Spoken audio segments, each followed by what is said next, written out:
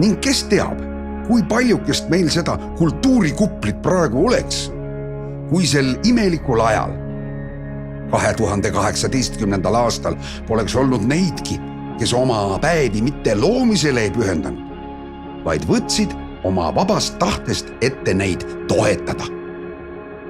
Ja tõepoolest, seda sai teha ju üsna igat moodi.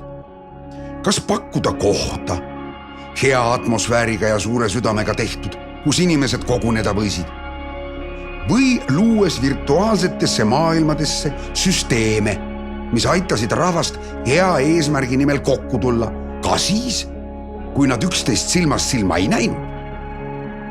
Või ka kõige otsesemal moel pakkuda loojatele võimalust näha ning vaadata, kuidas tehakse mujal, ilma selleta, et nad peaksid muretsema argipäeva pärast. Ikka selleks, et kohalik elu saaks värvi ja elu. Ma mäletan küll,